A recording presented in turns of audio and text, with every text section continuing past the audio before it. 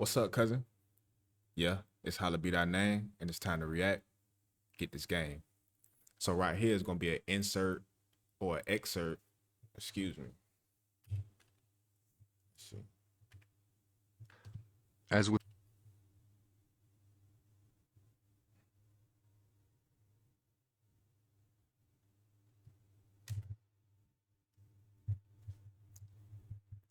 What up, cousin? Yeah, it's Holla Be Thy Name, and it's time to react. Get this game. So this right here is gonna be an excerpt from a book called Conquest and Culture, and this is basically gonna be a history of the, and this basically gonna be a history of the Iroquois Confederacy. All right, and this right here basically gonna be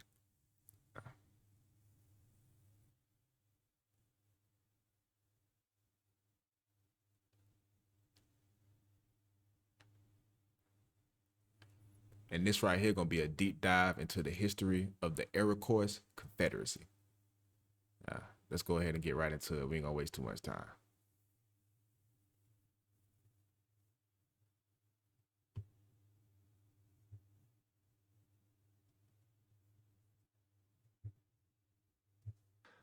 As with many other Indian tribes, nations, and confederacies, the name by which the Iroquois became known to the European settlers was not the name they gave themselves, but a name given them by other Indians, and transformed as it passed into European languages. As often happened, it was a pejorative name. The Killer People, in the language of the Algonquin Indians, subsequently transformed by Basque speakers, and then transformed again as the name passed from the Basques to the French, to emerge as Iroquois, pronounced differently by the English and the French. The Iroquois were not a tribe, but a confederation, encompassing the Mohawks, the Senecas, the Cayugas, the Oneidas, and the Onondagas, and later the Tuscaroras. It was also known as the Five Nations, and then as the Six Nations, after the Tuscaroras joined in the early 18th century. Digital asset management has evolved beyond a simple asset repository. This is Spread from east to west across what is today New York State, and extending over into Canada and the northern fringe of Pennsylvania, these nations share today New York State, and extending over into Canada after the Tuscaroras joined in the early 18th century. Spread from east to west across what is today New York State, and extending over into Canada and the northern fringe of Pennsylvania, these nations shared a family of languages used by other Indian nations, including the rival confederacy of the Huron farther west, the Susquehannock Nation to the south, and the Cherokees farther south.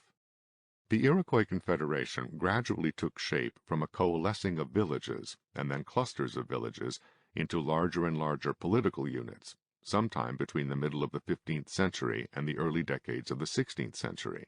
This alliance formed to put an end to long and ruinous warfare among the tribes who finally came together to form the Confederation. In contrast to the autocratic rule of the Aztecs and the Incas, the Iroquois Confederation was one based on mutual agreement for any confederation-wide action, though individual nations within the Confederation might, for example, engage in war with an external enemy on its own, provided that this did not harm other member nations. In practice, however, warfare sometimes did nevertheless break out between Confederation members. Among themselves, the Iroquois were known as the people of the Long House, based on their distinctive dwelling places. Several nuclear families would inhabit a wooden building about 20 feet wide and more than 100 feet long, each family in its own cubicle and sharing hearths with an adjoining family. The collection of such long houses would be surrounded by a palisade as defense against military attack. Such towns or villages might contain as many as 2,000 people, and the entire Iroquois Confederation contained perhaps 30,000 people. Located inland from the first European settlements, the Iroquois were close enough to make such contact as they needed for trading purposes, but not close enough initially to suffer the devastating epidemics of European diseases that struck other tribes adjacent to the white settlements, nor were their lands initially in immediate peril of being taken over. Moreover, the Iroquois were strong enough for the settlers to want to make peace and alliances with them. Indeed, as the Iroquois acquired firearms, they became more formidable to other Indian nations and confederacies, particularly to the Hurons and the Mohicans, both of whom were eventually devastated by wars launched by the Iroquois.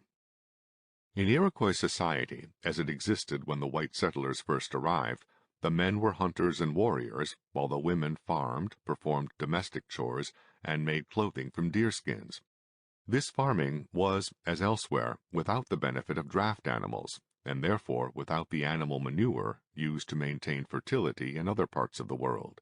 This meant that the Iroquois found it necessary for the Iroquois to move to new locations every few years, as the fertility declined on a given expanse of farmland.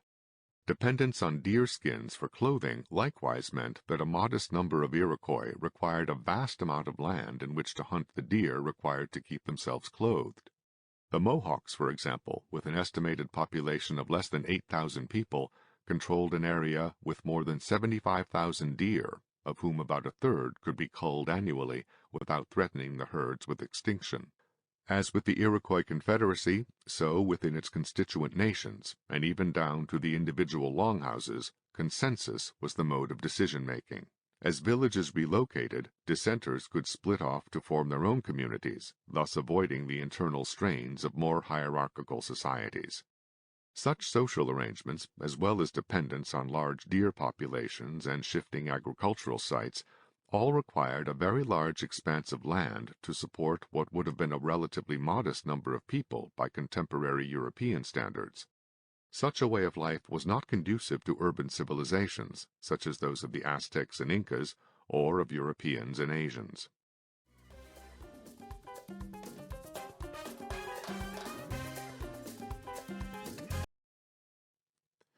Although consensus and often unanimity were required for group decisions among the Iroquois, with chiefs having only such authority as was accorded them by their people for the purpose at hand, relations among the nations of the Confederation were by no means always equal, and relations between the Confederacy and other Indians were far from harmonious.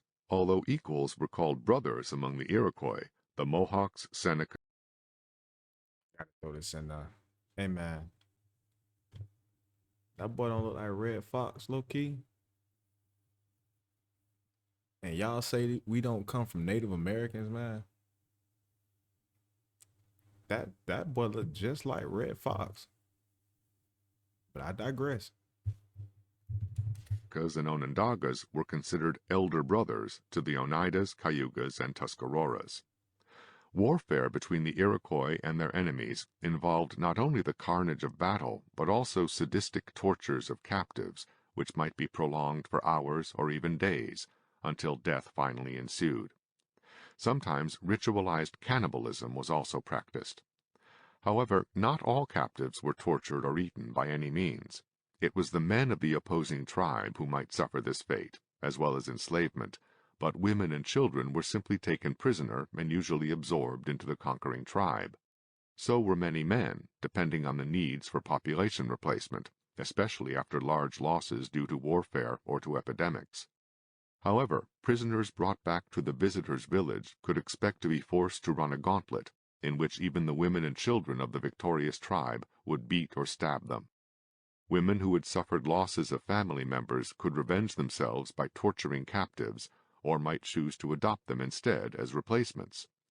Later, European missionaries could likewise suffer death, mutilation, or enslavement, or might succeed in winning converts to Christianity. Trade with the European settlers began to change the Iroquois way of life in various ways from the early colonial era onward. Cloth quickly became a substitute or supplement to deerskin clothing, so that even the earliest drawings of Iroquois people seldom showed them in their authentic traditional dress as it existed before contact with the European settlers and their cloth. Copper kettles from Europe were also preferred to the indigenous earthenware pots, and iron and steel cooking utensils, knives, and arrowheads were likewise preferred to their own indigenous counterparts. Above all, firearms crucially changed the balance of power between the Iroquois and other Indian nations without such ready access to the new weapons. Moreover, as the use of firearms spread, the Iroquois abandoned their wooden and leather body armor, which had been useful against arrows but not against bullets, and now opted for the greater mobility permitted by no longer carrying this additional weight. Even the wampum so much identified with North American Indians began to be made with European tools and changed in character as a result. European arms and European alliances became crucial to the outcomes of wars among Indians, so that the Iroquois, among others, became, increasingly over time, satellites or clients of the white settlers, without the formality of conquest in most cases. At the same time, the rivalries among European powers made the Iroquois valuable allies in the power politics and repeated outbreaks of warfare among the French, English, and Dutch. Over time, the Iroquois' domain expanded and contracted with the changing fortunes of war and power politics among Indians. Alliances shifted over the years, both among Indians and between particular Indians and particular groups of European settlers. It was considered a fundamental principle of Iroquois diplomacy to regard no treaty as settling anything once and for all. Later, they would discover that many white authorities took the same view, to the detriment of the Iroquois. As firearms began to spread among rival Indian peoples, the Mohawks lost their initial military advantages around the middle of the 17th century. The Mohicans and the Ottawas defeated them in 1662, and they failed to defeat the Susquehannock or the Delaware Indians the following year. Their raids against the Algonquins in Massachusetts provoked retaliatory raids against Mohawk settlements that continued for a decade. The ascendancy of the British in North America, as they drove out the Dutch and battled the French, represented for the Iroquois in general and the Mohawks in particular both the loss of their Dutch allies and the strengthening of their Indian enemies by the British. However, the British and the Iroquois eventually concluded an historic alliance called the Covenant Chain, which provided a framework for peaceful settlement of their differences and established, as the British saw it, a claim to vast expanses of land from New England to the Carolinas and westward to the Great Lakes, since the various Iroquois nations had raided and made claims, of varying degrees of authenticity, to sovereignty over this region, while the British saw the alliance as establishing British sovereignty over the Iroquois.